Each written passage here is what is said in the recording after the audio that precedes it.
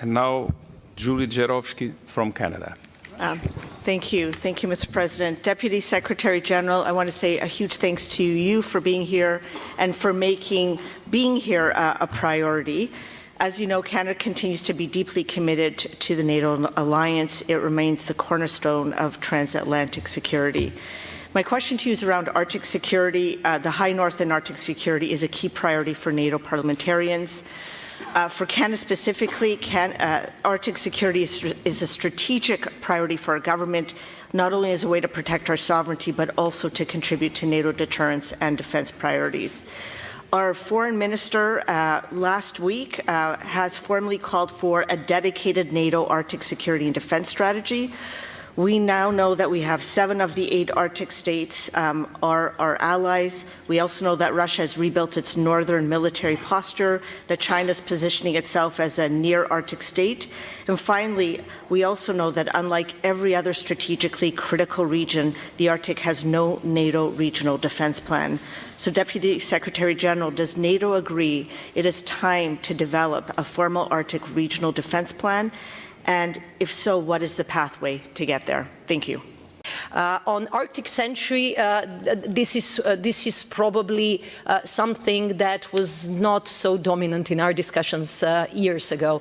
I remember that quite a number of allies insisted on actually not talking about the Arctic in a NATO context, which is why, as you say, we have not developed the regional defense plans for that region. But there is definite shift in the thinking and in the understanding of how Arctic security influences our security. You have mentioned the Russian buildup. What we have seen is that they are opening their Arctic command.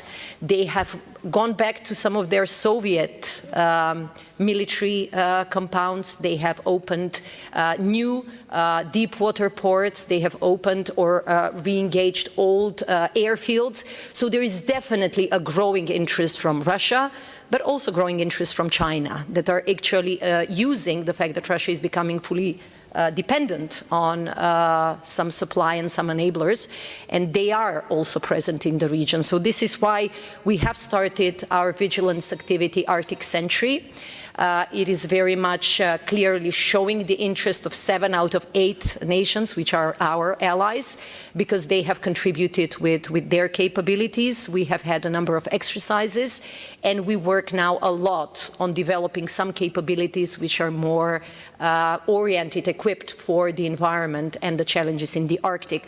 And just to mention this also, at the foreign ministerial meeting in Sweden, in Helsingborg, we actually had ministers of foreign affairs from the Arctic nation meet and discuss some of these issues, and some of them actually expressed that they would like to see also some discussions at the summit focusing on the Arctic. So this is definitely, there is a growing interest, and I have no doubts that there will be a growing focus in the future for the Arctic, because what happens in the Arctic, what happens in the Geo Gap, actually directly affects Euro-Atlantic security. It's the entry point to the Atlantic, and practically if we miss the opportunity of sensing, I think it was the Norwegian Prime Minister who was explaining, if we miss the opportunity of locating Russian, also nuclear submarines in that area, then we become really blind.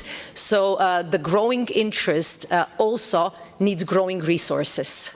And I go back to my first point, which is we need all the defense investments, increase defense investments, so that we can have the appropriate capabilities, not in 20 years, not even in 10 years, hopefully as soon as possible, so that our deterrence and defense in all these strategic parts available. And